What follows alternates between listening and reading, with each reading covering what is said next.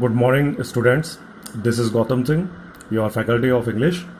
So, this is our book first, Rainbow, prescribed by RBSC, compulsory English book first.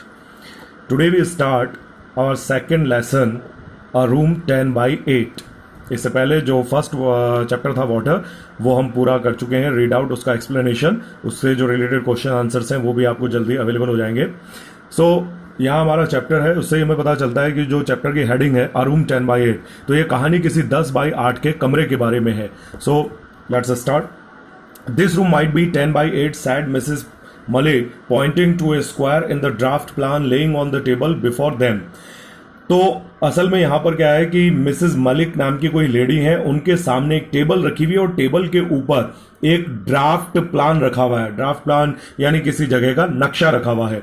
तो जो नक्शा रखा हुआ है उस नक्शे की तरफ एक चौकोर जगह की तरफ इशारा करती हुई मिसेस मलिक कहती हैं कि ये जो कमरा है इसका साइज 10 by 8 का होना ही चाहिए. It was the third time that she had made this suggestion. लेकिन इनफैक्ट ये जो सजेशन है, जो सुझाव है, मिसेस मलिक ने पहली बार नहीं दिया है. जिसको भी वो दे रही है, अभी हमें नहीं पता वो किसको सजेशन दे रही है, लेकिन जिस किसी को भी दे रही है ये तीसरी बार उन्होंने इस बात को कमेंट करा है. It seemed it did not register on either her husband or the architect engaged to design the house. असल में यहां जाकर हमें पता चलता है कि ये किस्सा क्या है.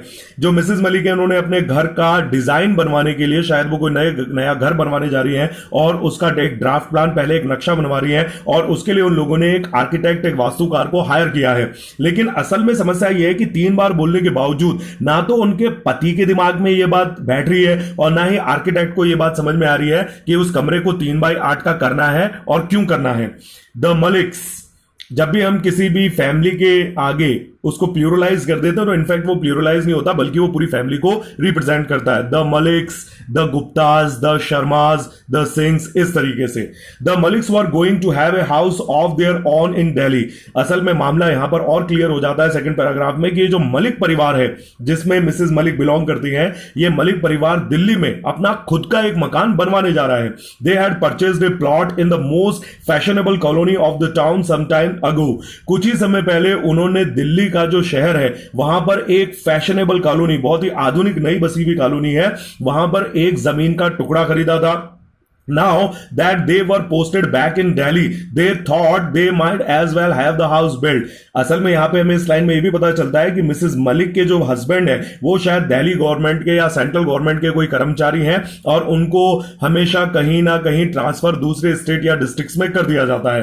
तो जैसी वो वापस प्लॉट को खरीदने के बाद उनकी बाहर पोस्टिंग हो जाती है, लेकिन फिर जब वो दोबारा दिल्ली में पोस्टिंग उनकी दोबारा होती है तो पूरी फैमिली डिसाइड कर लेती है कि अब की बार इस दिल्ली में जो प्लॉट खरीदा था उस पर घर बनवा लिया जाए.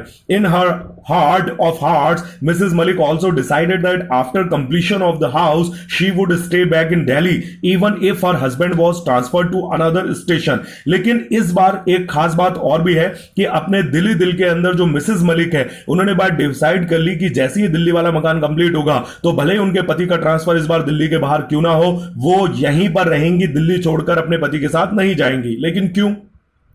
She was sick of their postings. असल में वो अपने पति की बार बार होने वाले तबादलों से परेशान आ चुकी हैं. Every other year they were moved to a new place. हर साल उनके पति का ट्रांसफर हो जाता है और वो शहर दर शहर भटकते रहते हैं. Now that the children were grown up, लेकिन एक समस्या अब ये उठ खड़ी हुई कि पहले कोई समस्या नहीं थी, लेकिन अब जो उनके बच्चे हैं वो बिल्कुल बड़े हो चुके हैं. It was not desirable to shift them from school to school. इसलिए बात बिल्कुल भी अनचाही हो चुकी है कि उनको बार बार स्कूल में बदलते हुए डाला जाए. छोटे बच्चों को डाल सकते हैं लेकिन बड़े बच्चों को नहीं डाल सकते. तो ये उनकी समस्या थी. Mrs Malik sad if he must mister Malik could go all alone. तो मिसेस मलिक ने अपने पति के सामने भी बात जाहिर कर दी कि अगर उनके पति चाहें तो वो अपने आप बाहर जा सकते हैं तबादले पे, लेकिन उन्हें अकेला जाना होगा. She would settle down permanently in Delhi with the children. जबकि उनके पति बाहर चले जाएंगे तो जो मिसेस मलिक है वो अपने बच्चों के साथ दिल्ली में परमानेंटली इस स्थायी रूप से रहने लग जाएंगी. She would have her mother in law for company. हालांकि वो अकेली अपने बच्चों के साथ में नहीं रह रही है, इतने बच्चों के साथ में, क्योंकि उनकी जो सास है, उनकी जो मदर इन लॉ है वो भी उनके साथ है, उनको संगति देने के लिए. Mr Malik had no objection to it. अब मिस्टर मलिक को लगा कि जब उनकी सास है ही, एक मैच्योर औरत भी है और एक जवान औरत भी है, तो आराम से बच्चों की देखभाल हो जाएगी. तो मिस्टर मलिक इस बात के लिए राजी हो जाते हैं. This room might be 10 by 8 Mrs Malik repeated. ऊपर पैराग्राफ में हमने देखा था कि Mrs Malik Malik 3 time repeat कर चुकी है, नेक्स्ट टाइम वो फिर रिपीट करती है, यानी 4th टाइम। चौथी बार मिसेस मलिक फिर रिपीट करते हुए कहती है, उस चौकोर डब्बे की तरफ इशारा करते हुए नक्शे पर, कि यह कमरा 10x8 का होना ही चाहिए। Her husband was attending to a telephone call in the adjacent यानी बिल्कुल बगल में चिपक के, एडजेसेंट रूम। तो मिसेस मलिक जब चौथी बार यह बात आर्किटेक्ट को रिपीट करती हुई कहती हैं, तो जो मिस्टर मलिक हैं वो बगल के कमरे में फोन को रिसीव कर रहे होते हैं और वो अपनी पत्नी की इस बात को सुन लेते हैं। But this is a store, the architect explain to Mrs Malik. लेकिन अब चौथी बार जब वो ये बात कहती है, तो जो आर्किटेक्ट है वो समझाते हुए मिसेस मलिक को कहता है कि मैम, आप जिस कमरे को कमरा बनाना चाहती हैं 10x8 का, वो कमरा है ही नहीं, वो एक स्टोर रूम है, वो एक व्यर्थ के सामान को भरने का कमरा है, कोठरी है। Yes, but I thought it could be my mother in law's room and after her it might be used as a store room.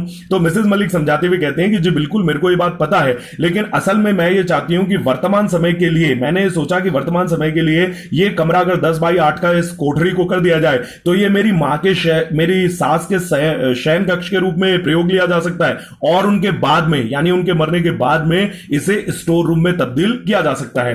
The architect did not seem to understand. असल में जो आर्किटेक्ट था वो इस बात को समझ नहीं पाया कि क्यों इतने पढ़े लिखे लोग, इतने पैसे वाले लोग, और ये एक समझदार लेडी जो दिखाई दे रही है, ये अपनी सास के लिए कोठड़ी को कमरे में बदलना चाहती है। He looked puzzled by Mrs. Malik's observation। तो मिसेस मलिक ने जो भी ये नक्शे को देखकर अंदाजा लगाया, ये बात सुन के वो उसे बड़ा ही अचंभित हुआ कि उसको समझ नहीं आया कि ऐसा क्यों करवाना चाहती है। I mean, my mother in law could use the store room for the present. अब असल में जब वो समझ जाती है कि आर्किटेक्ट परेशान है, उसको बात समझ नहीं आ रही है, तो वो अटकते हुए बताती है, मेरा मतलब मेरी सास इस कमरे को वर्तमान में प्रयोग कर सकती हैं। फिर थोड़ा अटकती हैं, as you know she is old and infirm. वो ये कहती है, आपको तो पता ही कि मेरी जो सास है वो बहुत बूढ़ी है और बहुत ही शारीरिक रूप से इनफॉर्म यानी कमजोर है। फिर थोड़ा अटकती है, she isn't going to be there for. वो ये कहती है कि वो ज्यादा समय तक रह नहीं पाएंगी। फिर अटक जाती है, एंड आफ्टर हर, और उनके बाद में, यानी उनके मरने के बाद में, be converted into A store room. बोले इसको हम एक कबाड़ खाने के कमरे में तब्दील कर लेंगे। Mrs Malik explained haltingly. अटकते अटकते मिसेस मलिक इस पूरे पैराग्राफ को पूरा करती है, यानी वो डायरेक्टली तो ये नहीं कहना चाहती कि भैया सीधे सीधे मेरी सास जब मर जाएगी तो इसको कबाड़ खाने में बदल देंगे, क्योंकि कहीं आर्किटेक्ट बुरा ना मान जाए या उसके सामने बेइज्जती ना हो जाए। Mister Malik join them. इसी बीच में जो मिस्टर मलिक है वो अपनी टेलीफोन पर बातचीत खत्म करके आते हैं और इन दोनों जनों के साथ में आगे खड़े हो जाते हैं। It seems while talking on the telephone he had also given thought to the suggestion. लेकिन उनके हाव भाव को देखकर यह बात साफ अंदाजा लगा सकते हैं हम कि वो वहां के चुपचाप खड़े हैं, और उनके चेहरे के भाव को देखकर यह पता चल जाता है कि फोन पर बातचीत करते समय उन्होंने अपनी पत्नी और आर्किटेक्ट की बात सुन ली और वो अपनी पत्नी की बात से सहमत दिख रहे हैं। He too was of the opinion that the store should be a little bigger। जो मिस्टर मलिक है उनका खुद का भी ये मानना है कि एक जो कोठड़ी होती है घर के अंदर वो थोड़ी सी बड़ी होनी चाहिए। It is always better to have a commodious store room। उनका हमेशा से मानना रहा है कि जो स्टोर रूम है वो बहुत ही कमोडियस यानी कि बहुत ही जगह वाला होना चाहिए, सो दैट, ताकि one can move about the Trunks more freely, ताकि उसके अंदर पड़े हुए जितने भी बक्से हैं उनके चारों तरफ दाएं बाएं कोई भी व्यक्ति आराम से घूम सके, सामान डालना सामान निकालना। Then it is also more convenient to keep it tidy. फिर उनका यह भी मानना था कि सबसे आसान हो जाता है इस प्रकार की कोठड़ी को साफ सुथरा रखना। It was decided that the room adjacent to the kitchen should be 10x8। तो कुल मिला के इन दोनों जनों ने जब निर्धारित कर लिया तो बेचारा आर्किटेक्ट कैसे आर्ग्यूमेंट करता, उसको तो जैसा कहा जाएगा वो कर देगा। तो ये करता है कि किचन के बगल में जो कोठड़ी जो स्टोर रूम बनाया गया था उसको 10x8 का करने के लिए राजी हो जाता है। The courtyard would be a little narrower but that did not matter much. हालांकि इस रसोई से चिपके हुए कोठड़ी को 10x8 का बढ़ाने के लिए करने के लिए जो आंगन से लगता हुआ हिस्सा था इसका उसको आगे बढ़ाना पड़ा, यानी कि जो आंगन था उसको छोटा करना पड़ा। लेकिन इस बात का इस परिवार पर कोई फर्क नहीं पड़ा, यानी कि जो बरामदा है वो भले ही छोटा हो जाए, आंगन छोटा हो जाए, लेकिन कमरा तो ये कोठड़ी जो है वो 10x8 की बन के रहेगी। All the rest had already been provided for and the plan was submitted for approval to the corporation। अब बाकी की सारी बातें तो नक्शे में निर्धारित कर ली गई थी, उसमें सब राजी थे। जब कोठड़ी को 10x8 का करने का भी प्लान बनने आ गया तो फिर उन्होंने दोबारा नक्शे को बना दिया, बाकी सब कुछ वैसे ही रखा और जो नगर निगम था तो उसको इस अप्रूवल के लिए भेज दिया गया, क्योंकि नगर निगम के जो डेवलपमेंट अथॉरिटी होती है उसके अप्रूवल के बिना हम किसी भी अच्छे रिहायशी इलाके में मकान पूरा नहीं बना सकते, तो अप्रूवल के लिए भेज देते हैं। Mrs Malik took an untiring interest in the construction of the house, जो मिसेस मलिक होती हैं, वो अपने इस नए मकान के बनने के निर्माण कार्य में बड़ी ही जी तोड़ मेहनत करती हैं और कभी ना थकने वाली अपनी पूरी जी जान इसमें झोंक देती हैं. She would be seen standing at the side with her umbrella through out the day. ऐसा आप देख सकते थे कि वो उस मकान के निर्माण कार्य में हमेशा अपने छाते को तानी पूरे दिन भर देखी जा सकती थी. शी सुपरवाइज्ड एवरी डिटेल, हर एक मकान के निर्माण कार्य की जो भी डिटेल थी उन्होंने खुद अपने आप उसमें मोर्चा संभाला. At times she would give a hand to the masons, लेकिन सिर्फ इतना ही नहीं कि वहां खड़े होकर सिर्फ इशारे करती थी और निर्देश देती थी, वो कई बार मेसन्स जो राजमिस्त्री होते थे उनकी मदद करती थी एंड अदर्स, और कई बार उनसे भी छोटे मजदूर जो बेलदार होते थे वो उनकी भी मदद कर देती थी.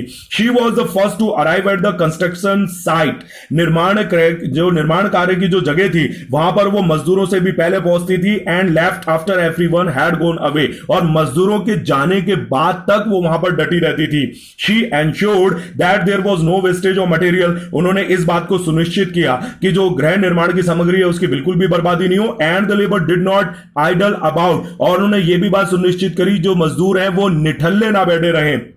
Before long the house was completed, इससे पहले कि मकान उनका कंप्लीट होता, Mrs Malik insisted that she would have new furniture made for the house. उन्होंने अपने पति के आगे यह भी डिमांड रख दी कि इस मकान के लिए उनको नया फर्नीचर चाहिए.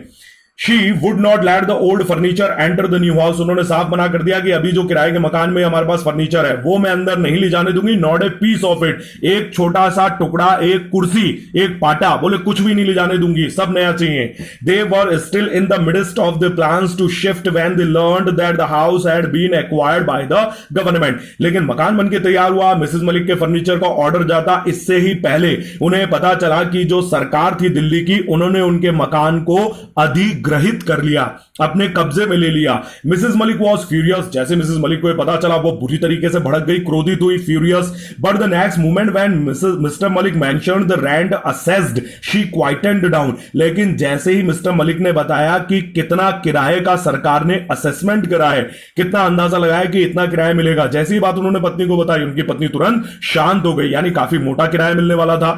While supervising the construction of the house, she had cultivated love for her neighbors and made friends in the colony. Writer यहां पर यह भी बता दे कि जब मकान का निर्माण कार्य चल रहा था और वो उसका दिशा निर्देश कर रही थी मिसेस मलिक, उसी बीच में उन्होंने जो पड़ोसी थे और कॉलोनी के जो लोग थे उसमें कई ढेर सारी सहेलियां भी बना ली और ढेर सारा जो प्रेम के संबंध थे वो भी पड़ोसनों से बना लिए. इससे हमें पता चलता है कि बहुत सोशेबल लेडी थी, बहुत सामाजिक महिला थी. She thought of various plans for doing up the house. सिर्फ इतना ही नहीं, डूइंग अप जो फ्रेजल वर्ब है वो हमें बताता है कि सेंटेंस में कि राइटर कहता है कि उन्होंने सिर्फ मकान के निर्माण कार्य में योगदान नहीं दिया, सिर्फ फर्नीचर बनवाने की उनकी योजना नहीं थी, वो पूरे मकान को अच्छे से सजाने की भी योजना बना चुकी थी. Everything had to be forgotten. लेकिन अब एक झटके में उन्हें सारी बातें भूलनी होगी कि कितनी मेहनत उन्होंने निर्माण में करी, कितनी मेहनत से फर्नीचर के सपने संजोए, कितनी मेहनत से उन्होंने दीवारों का कलर और हर कोने की सजावट, ये सारी बातें उन्होंने सपने देखे थे. लेकिन एक झटके में ये सब कुछ उन्हें अब भूलना होगा क्योंकि सरकार ने अधिग्रहण कर लिया है. Then they were transfer from Delhi, और फिर एक बार वही हुआ, हमेशा की तरह मिस्टर मलिक को दिल्ली शहर से बाहर स्थानांतरित कर दिया गया. Mrs Malik was happy. अब की बार मिसेस मलिक, अब उनके पास रुकने का दिल्ली में कोई कारण नहीं था, वो अपने पति के साथ जा रही थी, लेकिन वो बड़ी प्रसन्न थी. She would no more see her house. इसके लिए उनके पास में कारण थे. पहली बात, वो दिल्ली में अपने ही बनाए हुए उस घर को बार बार नहीं देखेंगी. Regret not being able to live in it, और जब वो बार बार अपने बनाए हुए मकान को नहीं देखेंगी तो इस बात का उन्हें कोई मलाल भी नहीं होगा कि अपना ही मकान होते हुए दिल्ली में किराए पे रहना पड़ रहा है. And than thinking of the substantial rent, और उससे ही बड़ी बात, जब पर्याप्त मात्रा के किराए के बारे में सोचती तब भी उनको अच्छा महसूस होगा, फील कंसोल्ड. ये दोनों बातें सोचकर उन्होंने अपने आप को संतुष्ट महसूस करा. Transferred from one place to another, they had to wait for many more years for another term of posting in Delhi. लेकिन इसके बाद में कई साल दर साल गुजरते गए. मिस्टर मलिक दिल्ली के आसपास आगे बढ़ते गए, अलग अलग राज्यों में, अलग अलग जिलों में, लेकिन बहुत लंबा इंतजार करना पड़ा मिस्टर मलिक को वापस दिल्ली की पोस्टिंग के लिए. इन द मीनवाइल, इसी बीच में Mrs Malik's mother in law passed away. Mrs Malik की वो सास गुजर गई जिस सास के लिए उन्होंने कोठरी को 10 बाई 8 के कमरे में तब्दील करवाया था और जिसके लिए पूरे आंगन को छोटा करवा दिया था, वो ही सास उनकी गुजर गई। Their daughter had been married, उनकी जो इकलौती बेटी थी उसका ब्याह कर दिया गया। In a way they were lucky that their house had been rented to the government. ये तो शुक्र मानो कि इतने सारे उठापटक के बीच में उनका जो मकान था वो सरकार ने किराए पर ले रखा था। क्यों? Private tenants are such a headache, क्योंकि इस मलिक परिवार का यह मानना है कि जो निजी किराएदार होते हैं वो एक सरदर्द होते हैं। There is no end to their complaints, उनकी दुनिया भर की शिकायतें होती हैं, आज ये खराब हो गया, आज वो टूट गया, एंड डिमांड्स, और दुनिया भर की चीजें मांगते हैं कि साहब पर्दे लगवा दो, ये करवा दो, वो करवा दो। And then they are more often than not irregular in the payment of rent. एक और सबसे बड़ा कारण यह है कि जो निजी किराएदार होते हैं वो अपना किराया चुकाने में बड़े ही इरेगुलर यानी कि अनियमित होते हैं, लेकिन जो सरकार होती है वो पूरी तरीके से नियमित होती है। Mrs Malik's house having been requisitioned by the government, the rent was credited to their bank account every month regularly. लेकिन यहां पर बात तो बिल्कुल डिफरेंट थी, कोई निजी किराएदार नहीं थे, क्योंकि मिसेज मलिक का जो मकान था उसको सरकार ने अधिग्रहित किया था और जो मोटा किराया था वो महीने की हर आखिरी तारीख में उनके बैंक अकाउंट के अंदर बिना किसी फेलियर, बिना किसी नागा के पहुंचा दिया जाता था। तो खुशी खुश थे। Only their son remain to be married now, अब केवल उनका बेटा बचा था जो कुंवारा था, जिसकी शादी करनी थी। Mister Malik thought that they would rather be done with it before he retired. तो मिस्टर मलिक ने यह बात सोच रखी थी कि इससे पहले कि वो रिटायर हो वो बेटे की शादी से भी निपट लें। Their son had been married, तो तुरंत आनंद फानंद में बेटे की भी शादी कर दी गई। Mister Malik had retired from service, बेटे की शादी करने के कुछ ही समय बाद मिस्टर मलिक अपनी नौकरी से रिटायर हो गए। अब रिटायर होने के बाद आदमी तो वापस दिल्ली में ही आएगा अपने घर पे, तो वो आ जाते हैं। But their house had not yet been released by the government, लेकिन दिल्ली आके पता चला कि सरकार अभी भी मकान खाली करने के मूड में नहीं है। Mr and Mrs Malik lived with their son and daughter in law in a rented house. तो इतनी जबरदस्त मजबूरी थी कि दिल्ली में अपने स्वयं का मकान होते हुए भी जो मिसेस एंड मिस्टर मलिक हैं और उनका बेटा और जो बहू है उन्हें दिल्ली में किराए के मकान में रहना पड़ता है। तो बड़ी दुख की बात होती है, टीस उठती है। Mr. Malik was still fighting with the government for the release of the house when his end came. एक और अनफॉर्चुनेट इंसिडेंट ये होता है, एक दुर्भाग्यपूर्ण घटना घटती है कि अभी मिस्टर मलिक कोर्ट चले जाते हैं और सरकार के खिलाफ एक केस दायर करते हैं कि सरकार लंबा समय गुजरने के बावजूद उनके मकान को खाली नहीं कर रही है और दिल्ली में उन्हें अपना मकान होते हुए किराए पर रहना पड़ रहा है। तो जैसे ही वो केस फाइल करते हैं और कोर्ट में उनकी केस आगे चलता है, उनका अंत आ जाता है, यानी कि उनकी डेथ हो जाती है। He passed away without being able to live in his house even for a day. Writer यहां पर एक बहुत ही दुख भरी घटना का जिक्र करते हुए कहता है कि एक आदमी पूरी जिंदगी भर उस मिस्टर मलिक ने मेहनत करी, इतने सपनों से घर बनाया, इतने अरमानों से घर बनाया, लेकिन वो आदमी एक भी दिन अपने बनाए हुए मेहनत के पैसे से घर में एक भी दिन बिताए बिना इस दुनिया से चला जाता है। Now within the 3 months the house was derequisition. लेकिन देखो एक और जबरदस्त बात यह होती है कि इधर मिस्टर मलिक का देहांत होता है और उनके 3 महीने गुजरे हुए होते नहीं है कि सरकार, कोर्ट से ऑर्डर मिलता है सरकार को और सरकार उनके मकान को खाली कर देती है।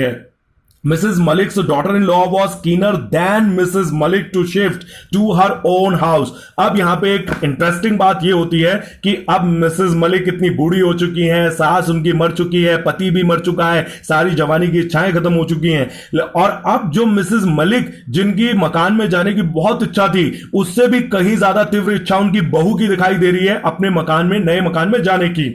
The moment they were resorted possessions of the house, she had it painted and polished and started shifting. उनकी बहू तो इतनी ज्यादा ललायत है नए मकान में जाने के लिए कि वो सबसे पहले जैसी कब्जा उनके हाथ में आता है अपने मकान का, वो पूरे मकान के कब्जे में आती है, उसको नया पेंट करवाती है, खिड़की दरवाजों पर नई पॉलिश कराती है और धीरे धीरे अपने किराए के मकान से सामान शिफ्ट करना शुरू कर देती है। The furniture dealer had been order to supply a number of pieces which he did. जो फर्नीचर मेकर था, यहां पे मिसेस मलिक का सपना था नया फर्नीचर ले जाने का, वो तो कभी ले जा नहीं पाई, लेकिन उनकी बहू उन्हीं के सपने को जी रही है। वो फर्नीचर डीलर को ऑर्डर देती है पूरे नया फर्नीचर का और फर्नीचर डीलर तो बड़ी तत्परता से उस ऑर्डर की पूर्ति भी कर देता है। They had to shift on Monday morning. उनकी योजना ये होती है कि जो सोमवार का दिन है संडे मंडे, हाँ, जो सोमवार का दिन है, उस दिन वो सुबह उस मकान, नए मकान के अंदर गृह प्रवेश करेंगे। But as they woke up they found that it was raining. लेकिन जैसे ही वो लोग जगते हैं तो सुबह उन्हें पता चलता है कि बारिश हो रही है। The downpour was rather heavy, जो बूंदाबांदी थी वो काफी तेज बूंदाबांदी थी। दे वेटेड एंड वेटेड, वो इंतजार करते हैं कि बूंदाबांदी है, अब रुकेगी अब रुकेगी। Then it was time for Mrs Malik's son to go to the office. लेकिन इंतजार करते करते 10-11 बज जाते हैं और उनके बेटे के ऑफिस जाने का समय हो जाता है। It was decided that they would shift in the evening. तो उनका बेटा कहता है कि चलो आज ही सही, सोमवार को ही सही, लेकिन शाम को शिफ्ट करेंगे, अभी मुझे ऑफिस जाना है।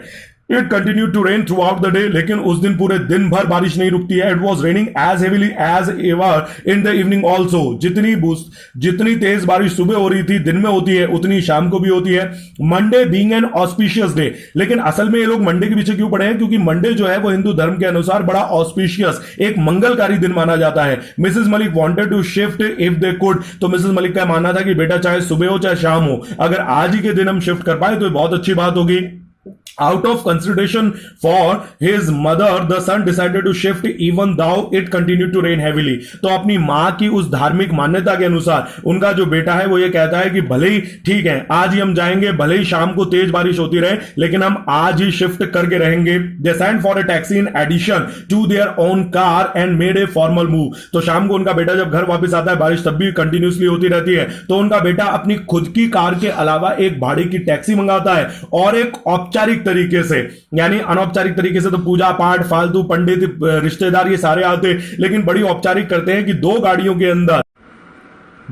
के अंदर रवाना होते हैं। The rest of the luggage could be shifted letter.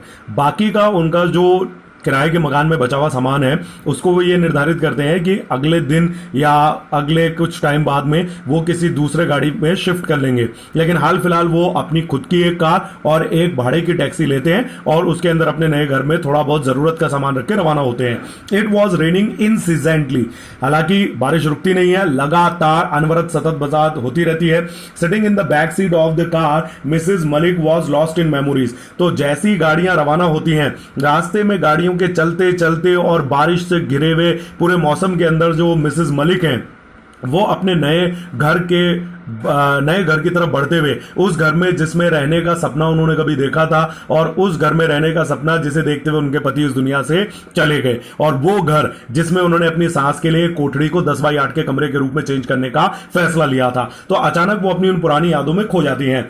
What pains she had taken while the house was under construction। वो बड़ा आश्चर्य प्रकट करती है, सरप्राइज होती हुई कहती है कि क्या तकलीफें सही थी उन्होंने जब इस मकान का निर्माण कार्य चला था।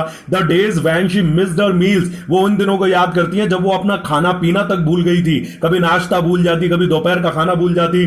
The days she stood in the scorching heat of the sun supervising the work in progress. उन्हें वो दिन याद आते हैं जब सूरज की स्कॉर्चिंग यानी कि झुलसा देने वाली जो तपन थी, जो धूप थी, उसमें भी वो हटती नहीं थी, बल्कि वहीं पर कार्य को सुपरवाइज खड़े होकर दिशा निर्देश देती थी। The days she was drenched in rain, वो उन दिनों को याद करती है जब वो बारिश में तरबतर भीगती हुई भी वहीं पर डटी हुई खड़ी रहती है और कार्य को निर्देशित करती है। The architect had prepared A sketch of the house in colour. अब उन्हें ये भी याद आता है कि जो आर्किटेक्चर था, उस आर्किटेक्ट ने इस घर का एक रंगीन नक्शा भी बनाया था कि जो घर पूरा बन जाएगा तो कलर हो जाएगा तो कैसा दिखेगा, the way it would look when completed. पूरा होने पर घर का नक्शा कैसा सुंदर मकान दिखाई देगा, उन्होंने ये भी बना के दिया था। It had the figure of the lady of the house standing on the veranda with her back towards the marble pillar. जब आर्किटेक्ट ने ये दो नक्शे बनाए, एक तो नक्शा जिसमें कमरों का डिजाइन वगैरह सारा था, और एक और उन्होंने बना के दिया था जिस चित्र में पूरा मकान कैसा दिखेगा ये बताया था। तो ये जो दूसरा वाला नक्शा था, इसी मकान के नक्शे में जो पूरा होने के बाद का था, रंग वगैरह सब कुछ दिखाते हुए, तो उसमें जो बरामदा था और बरामदे में मार्बल का जो खंबा था, पिलर था, उससे पीठ टिकाए हुए खड़ी हुई एक लेडी का चित्र भी था। उस लेडी ने पीठ मार्बल के पिलर पर टिका रखी थी और वो अपने घर को निहार रही थी। Elegant and graceful. जो भी औरत बनाई गई थी वो बहुत ही शालीन और बहुत ही भद्र नजर आ रही थी। एन इमेज ऑफ कंटेनमेंट, कुल मिला के एक संतुष्टि की मूरत नजर आती थी। क्लैड इन ए मरून साड़ी, और उस चित्र में उस महिला ने मरून कलर की एक साड़ी पहनी हुई थी। Mrs Malik felt that the architect had painted her. जब पहली बार उन्होंने इस दूसरे नक्शे को देखा तो मिसेस मलिक को बिल्कुल उस औरत की आकृति को देखकर लगा जैसे मानो आर्किटेक्ट ने मिसेस मलिक को ही वहां खड़ा कर दिया हो। बट शी नेवर वोर मरून कलर साड़ी, लेकिन अपने विचारों में डूबे उन्हें याद आता है कि अरे आज तक तो उन्होंने कभी मरून कलर की साड़ी पहनी नहीं। The figure in the sketch however was as tall as Mrs Malik. हालांकि जो आकृति की कद काठी दिखाई गई थी वो बिल्कुल मिसेस मलिक की तरह लंबी चौड़ी थी। Reclining against the pillar she stood the way Mrs Malik used to stand. जो आकृति थी वो उस बरामदे में पिलर पर पीठ टिकाकर, रिक्लाइनिंग यानी आराम से पीठ टिकाकर, इस तरीके से खड़ी थी जिस तरीके से मिसेस मलिक एक्चुअली खड़ा हुआ करती थी। Mrs. Malik saw the figure in the sketch and would go and stand before the dressing table many a time. अक्सर उस आकृति को निहारने के बाद मिसेस मलिक अपने किराए के घर में जब अपने पति के साथ रहती थी तो अक्सर ड्रेसिंग टेबल के सामने जाती थी और उस फिगर को, उस आकृति को और अपनी शरीर की आकृति को आपस में मैच किया करती थी। She thought that she must show that sketch to her daughter in law some time. और जब उस आकृति को वो अपने समान पाती थी और आकृति उन्हें बहुत सुंदर नजर आती थी तो ये अक्सर अपने दिमाग में सोचती थी कि भविष्य में वो अपने होने वाली बहू को ये आकृति जरूर दिखाएगी, ये शो करने के लिए कि अपनी जवानी के समय में मिसेस मलिक बहुत सुंदर और बहुत ही सुंदर शारीरिक गठन वाली हुआ करती थी। Her daughter in law was sitting on the front seat with her husband. अभी जब वो वर्तमान में प्रेजेंट टाइम की बात करें तो ये सारी बातें उनके दिमाग में, विचारों में चल रही है। इस समय उनकी डॉटर लॉ, जबकि मिसेस मलिक बूढ़ी हो चुकी हैं, वो अपनी पिछली सीट पर बैठी है और उनकी जो बहू है वो उनके बेटे यानी अपने पति के साथ आगे वाली सीट पर बैठी हुई है। Moving the rear view glass of the car towards हर। गाड़ी के बीचों बीच, कार के इंटीरियर में अंदर साइड जो ग्लास होता है, जो ड्राइवर को पीछे वाला सीन देखने के लिए दिया गया होता है, वो उस आईने को इधर जो को ड्राइवर की साइड की सीट होती है, इस आईने को अपनी डायरेक्शन में घुमाती है और अपने को निहारना शुरू कर देती है। She started repenting her lips. कुछ देर बाद वो लिपस्टिक निकाल के अपनी लिपस्टिक लगाने लगती है। Where was a need to paint the lips when they were going to their own house. जैसे मिसेस मलिक के नजारे को देखती है वो अपने इन सारे विचारों की दुनिया से बाहर आती है और मन में कुड़ती हुई चिड़ती हुई कहती है, आखिरकार जब कोई आदमी अपने गृह प्रवेश के लिए जा रहा है तो उस समय बड़ा लिपस्टिक लगाने की क्या आवश्यकता है। At the most they would eat and then go to sleep। फिर उन्हें यह भी याद आता है कि ये बहू तो इतनी विचित्र है कि खाने से पहले, खाने के बाद और यहां तक कि सोने से पहले भी ये लिपस्टिक लगाती है। Strange are the ways of modern girls. वो अपने मन ही मन सोचती है कि जो आजकल की लड़कियां होती हैं इनके तौर तरीके बड़े ही विचित्र यानी कि स्ट्रेंज होते हैं। And how the girl talk. जब वो अपनी बहू के बारे में इतनी सारी बातें क्रिटिसाइज करती है तो यह भी याद आता है कि लड़की कितने अजीब तरीके से बात करती है। She was jabbering incidentally. हमेशा चपर चपर मुंह चलाती रहती है लगातार। Why must she talk with her own husband in English? फिर उन्हें यह भी याद आता है कि ये पागल इतनी नालायक है कि अपने ही पति से अंग्रेजी में बात करती है। क्या जरूरत है अपने पति से अंग्रेजी में बात करने की। Mrs Malik had not picked up English. अब असल में इस बात का तो हमें समझ में आता है कि इंग्लिश से क्यों चढ़ती, क्योंकि मिसेस मलिक अपने जीवन में कभी भी अंग्रेजी नहीं सीख सकी। इसका मतलब क्या वो बुद्धू थी? नहीं, she had failed in this only. Writer कहता है कि सिर्फ एक यही चीज थी जो मिसेस मलिक कभी सीख नहीं पाई। She had accomplished everything else in life. इसके अलावा अपने अधिकारी पति के साथ देने के लिए उन्हें जो कुछ सीखना था उन्होंने अपनी लाइफ में सीखा। She learned ball room dancing. जो कपल में पति पत्नी एक बंद कमरे के अंदर, एक बड़े हॉल के अंदर जब पति पत्नी जोड़ों में घूम घूम के डांस करते हैं, वेस्टर्न डांस है। यहां तक कि मिसेस मलिक ने वो डांस भी अपने पति के आधिकारिक स्तर को बनाए रखने के लिए सीख लिया था, लेकिन सिर्फ एक अंग्रेजी ऐसी चीज थी जो कभी भी वो अपने जीवन काल में नहीं सीख पाई, इसीलिए उन्हें अपनी बहू के अंग्रेजी बोलने से चिढ़ होती थी। Suddenly it occurred to Mrs. Malik that maybe the figure painted by the architect was that of her daughter-in-law। अब जब वो अपनी बहू को क्रिटिसाइज करने लगती है तो अचानक उनके दिमाग में ये भी बात हिट करती है कि कहीं ऐसा तो नहीं कि आज से 15-20 साल पहले उस आर्किटेक्ट ने उनकी इसी बहू की आकृति उस मकान के दूसरे नक्शे में बनाई थी। लेकिन ये बात कैसे हो सकती है? How could that be? खुद उनका दिमाग सवाल करता है कि भाई ये कैसे हो सकता है? उस आर्किटेक्ट को 15-20 साल पहले कैसे पता था कि कौन आपकी बहू बनेगी? She was nowhere on the scene when the plan of the house was prepared. उनका दिमाग खुद आर्ग्यूमेंट करता है कि भैया जब मकान का नक्शा आज से 15-20 साल पहले बना था तब आपकी बहू तो शायद पैदा भी नहीं हुई होगी या फिर अपनी मां की गोद में होगी। But then she was wearing but then she was wearing a maroon coloured sari that the figure in the sketch had. लेकिन अचानक उनकी नजर अपनी बहू की साड़ी पर पड़ती है और उसने वही मरून कलर की साड़ी पहनी थी जो उस आकृति ने उस नक्शे में पहनी थी। Yes, it was maroon colour. और अचानक उन्हें याद आता है कि हाँ, आकृति ने जो साड़ी पहनी वो मरून कलर की है। Mrs Malik never liked maroon colour. लेकिन मरून कलर में क्या खराबी है? वो ये है कि कभी भी मिसेस मलिक को अपने जीवन काल में मरून कलर जैसा भड़कीला रंग पसंद नहीं आया। It was too loud for a taste, क्योंकि वो एक अधिकारी की पत्नी थी, बहुत ही सोबर, बहुत ही शालीन और भड़कीले कपड़े, रंग के कपड़े नहीं पहनती थी। तो इसलिए अपने पति के अधिकारी स्तर को मेंटेन करने की खातिर ये जो मरून कलर की साड़ी का रंग था ये बहुत ही भड़कीला था।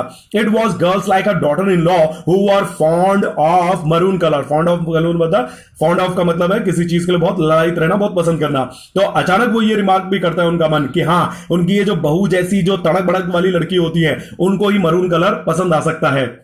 She can wear maroon surely, said Mrs. Malik to herself. Money मन वो अपने मन में बात करती है और उनका मन कहता है कि हाँ, ऐसी जो तेज सड़ाके बढ़ाके वाली लड़की है वो मरण करोड़ जैसा भड़कीला कलर पहन सकती है। I wish she could also work as hard as I did. लेकिन उनका मन ये भी कहता है कि अरे चलो, मरून कलर तो ये पहन लेती है और मेरी तरह अधिकारी की पत्नी होने का बड़ा ये अच्छा वो दिखावा भी करना चाहती है, लेकिन काश ये मेरी तरह कठिन मेहनत भी कर पाती।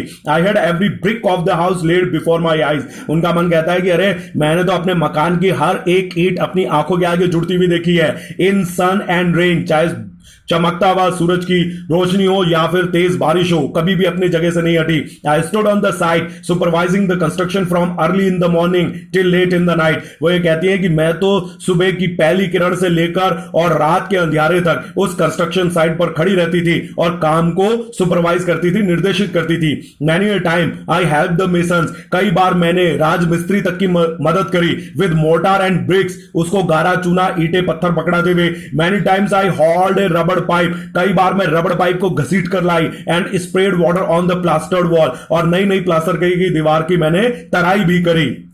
Then there is the house, अपने इन्हीं सारे विचारों में डूबी भी अपनी बहू को क्रिटिसाइज करती हुई जब वो लोग हैं वो उन दो गाड़ियों में सवार होकर, उनको पता भी नहीं चलता मिसेस मलिक को कि कब वो अपने नए घर में दाखिल हो चुके हैं। His son drove the car straight to the porch and her daughter in law jumped out of it and there she stood reclining against the marble pillar on the veranda. जैसे उनकी घर की जो घर के पोर्च में जाके रुकती है, पोर्च इनफैक्ट असल में जो सरकारी बंगलो होते हैं उसमें हमें जबरदस्त पैटर्न उसका देखने को मिलेगा, बहुत अच्छा इस तरीके से मकान होता है और इसके आगे अलग से एक छज्जा निकाला जाता है जिसके पिलर्स होते हैं, और जो गाड़ी होती है वो सड़क इस तरीके से बनाते हैं घर में एंटर करने की। यानी जो भी घर से निकले और यहां पे आके रुके तो ना तो उसे धूप सताए और ना ही उसको बारिश का कोई नुकसान हो, और वो बिना भीगे और बिना धूप में तपे हुए सीधा घर के अंदर चले जाए और यहां से आ जाए। यहां गाड़ी भी पार्क कर सकते हैं साइड में खड़ी करके और वापस यहां से अपन गेट से बाहर निकल भी सकते हैं। तो उन्होंने घर बहुत अच्छा बनाया था, इससे पता चलता है कि पोर्च वगैरह सब कुछ था। लेकिन गाड़ी जैसे वहां पर जाके रुकती है तो मिसेस मलिक तो अपने विचारों में डूबी हुई है, लेकिन जैसे ही उनका बेटा पोर्च में जाके गाड़ी को रोकता है उनकी बहू उछल कर, यानी वो इतनी एक्साइटेड है, इतनी उत्सुक है मकान में घुसने को कि लगभग वो उछलते हुए सीट से उतरती है और बिल्कुल तेजी से निकलकर उस पिलर पर पीठ टिका के ऐसे खड़ी हो जाती है मकान को निहारती हुई जैसे कि उस आकृति को आर्किटेक्ट ने बनाया था और जैसा कि अपनी जवानी के समय मिसेस मलिक करा करती थी। Exactly the way the architect had painted the figure in the sketch, Mrs Malik felt A ranch in her heart. अचानक मिसेस मलिक ने इस नजारे को देखकर अपने दिल में एक कसक महसूस करी। May be the architect had mocked at her, उन्हें मन ही मन लगा कि शायद वो आर्किटेक्ट जो आज से 10-15 साल, जिस बेचारे को यह भी नहीं पता कि उनकी बहू कौन भविष्य में होने वाली है, उनको ऐसा लगा कि शायद ये चित्र बना के, आकृति बनाकर उस आर्किटेक्ट ने मिसेस मलिक की खिल्ली उड़ाई है। Standing on the veranda close to the pillar, trying to cover her elaborate hairdo with the maroon colored sari, her daughter-in-law was giving instructions to the servants about the luggage in the taxi following the car. उनकी जो बहू थी वो बरामदे में pillar पे पीठ टिका के खड़ी हुई, फिर अपनी मरून कलर की साड़ी का पल्ला अपने सजावटी जूड़े के ऊपर संभालती हुई, अपने सर को ढकती हुई वो नौकरों को निर्देश दे रही थी कि टैक्सी में जो गाड़ी में सामान रखा हुआ है जरूरी, उनको निकालकर कहां कहां रखा जाएगा।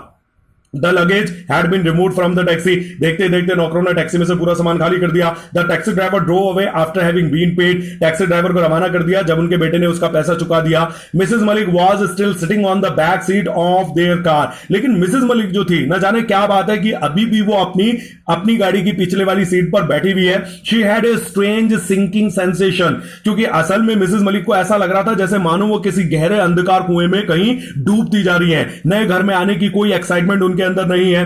Then her son and daughter in law entered the house. लेकिन उनका जो बेटा और बहू है वो नए घर में घुसने की इतनी खुशी में मशगूल है कि उनको यही नहीं पता कि गाड़ी में मां भी बैठी है। वो तो बेचारे दोनों की दोनों अंदर जो है घर के अंदर दाखिल होते हैं। They put on the lights on by one. एक एक घर जाके कमरे की, दीवार की, हर जगह की लाइटें जलाने लग जाते हैं। Every room was lit up. इस बरसात के अंधकार से भरे हुए शाम के समय में पूरा घर जगमगाने लगता है, हर एक कमरा जगमगाने लगता है। Mrs Malik looked on wide eyes. अपने उस जगमगाते हुए घर को, जिसका सपना उन्होंने 15-20 साल अपने पति के साथ देखा था, उसको आज अपनी आंखों के सामने वास्तविक रूप में जगमगाते हुए देखकर उनकी मिसेस मलिक की आंखें फटी की फटी रह जाती हैं। Still sitting in the back seat of her car. लेकिन अभी भी वो अपनी उसी कार की सीट पर बैठी हुई, वो नीचे नहीं उतरी। लेकिन क्यों?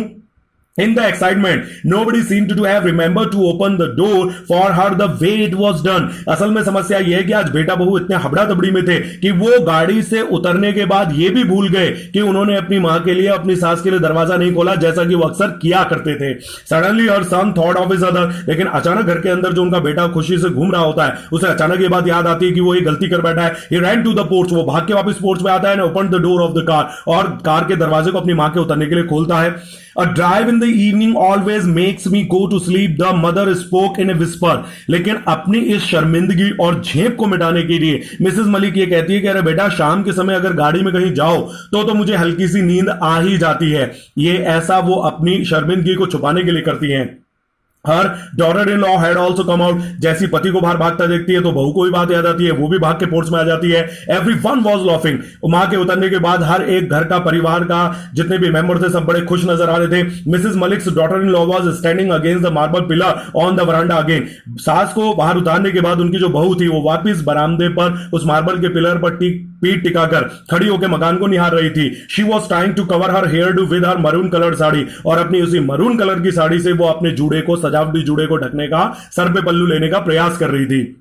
आई am not going to it, I have no appetite. Appetite यानी हंगर, यानी कि भूख। घर के अंदर दाखिल होती हुई मिसेस मलिक कहती हैं कि मेरे को भूख नहीं है, मैं खाना नहीं खाऊंगी आज रात को। I would like to sleep. मुझे सिर्फ नींद आ रही है और मैं सोना चाहूंगी। The servants had let dinner on the table. ये बात उन्होंने तब कही जबकि नौकर खाने की मेज पर खाना सजा चुके थे। Then you better retire to your room said the daughter in law pointing to the room 10/8। अचानक उस 10/8 के कमरे की तरफ, जिस कमरे को कभी मिसेस मलिक ने उस कोठरी को 10/8 का कमरा बनाया था, वो कोठरी जिसको उन्होंने 10/8 की बनाई थी अपनी सास के लिए, आज उनकी बहू ये बात नहीं जानती कि वो कोठरी थी या कोठरी के यूज में लेने के लिए बनाई गई थी। लेकिन वो उस 10/8 के कमरे की तरफ इशारा करते हुए कहती है कि माताजी, अगर आपको खाना नहीं खाना है तो बेहतर है कि आप अपने कमरे में जाके सो सकती हैं। एंड और son conducted Mrs Malik to it holding her hands. और उनका हाथ पकड़े उनका बेटा आहिस्ता से उस कमरे की तरफ उन्हें ले चलता है, जो असल में एक कबाड़ खाने का कमरा है, एक कोठरी है, और जिसे कभी मिसेस मलिक ने अपनी सास के लिए बनाया था। She was feeling terribly drowsy. अचानक जो मिसेस मलिक है, उन्होंने बेहोशी जैसी हालत, यानी उनको लगा कि उन्हें बहुत तेज नींद आ रही है। उन्होंने अचानक बहुत अपने आप को उनिंदा महसूस करा। मिसेस मलिक शॉक हर हेड अगेन। इस गहरे अंधकार नींद जैसी बेहोशी में डूबती हुई मिसेस मलिक ने अपने सर को फिर झटका दिया। उन्हें इस बात पर विश्वास नहीं हो रहा था कि वो कमरा जो 10-15 साल पहले उन्होंने अपनी सास के लिए बनाया था, आज नियति, आज जो फेट है, आज जो भाग्य है, जो किस्मत है, वो अचानक उसी कमरे की तरफ उन्हें लेके जा रही है। But what was wrong with it? लेकिन उनके दिमाग ने कहा, लेकिन आखिरकार अब क्या फर्क पड़ता है इस बात से? Her husband had already gone. वो विधवा हो चुकी है, उनके पति मर चुके हैं। She would follow him. जल्द वो भी मर जाएगी। One day she must do it. तो एक दिन वो भी जब अपने पति के पीछे स्वर्ग जाने ही वाली है, भगवान के घर जाने वाली है, तो इस बात से क्या फर्क पड़ता है कि वो किसी कोठड़ी में रखी जा रही है या किसी आलीशान कमरे में रखी जा रही है। I thought It could be my mother-in-law's room, and after her, it might be converted into a store.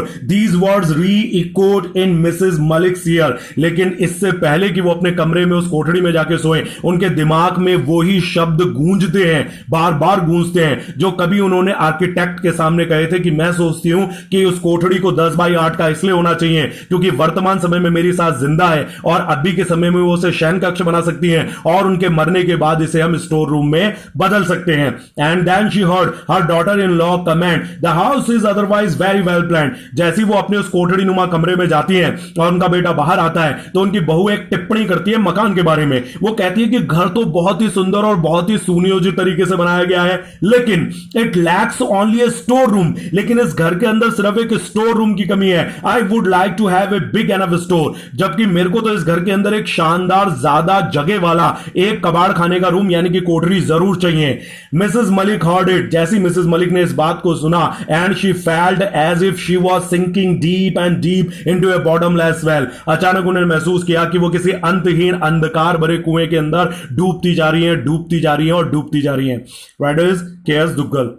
In fact असल में यहां पर ट्रेजेडी यह है कि मिसेस मलिक ने जो कमरा अपनी सास के लिए तैयार करा था, नियति उसी कमरे के अंदर उनको लेके जाती है. उनकी सास तो उसके अंदर एक भी दिन नहीं बिताती है. और यहां पे ये बात लाउड एंड क्लियर होनी चाहिए कि मिसेस मलिक की जो बहू है उस बेचारी को तो ये भी नहीं पता कि जिस 10 बाई 8 के कमरे में वो अपनी सास को सुला रही है क्या वो कमरा कोठड़ी है. उनकी बहू को बिल्कुल भी नहीं पता. वो तो बेचारी बिल्कुल अनभिज्ञ है. तभी तो वो यहां पर कहती है कि इस घर के अंदर सब कुछ बहुत अच्छे से बनाया गया है, सिर्फ एक स्टोर रूम नहीं बनाया गया है. वो तो बेचारी एक स्टोर रूम की इच्छा रखती है. भले ही उनकी बहू आधुनिक है, बहुत ही मॉडर्न है और मिसेस मलिक अपनी बहू को बहुत खराब समझती है क्योंकि वो बहुत मॉडर्न है, लेकिन उनकी बहू उनके बारे में क्या बुरा सोचती है यह तो हमें बिल्कुल भी यहां पॉइंट आउट नहीं हुआ है. उल्टा वो तो बेचारी साफ लग रहा है कि वो उन्हें सोने के कमरे में भेज रही है, लेकिन असल में यह नीति है जो उनको वहां लेके जाती है.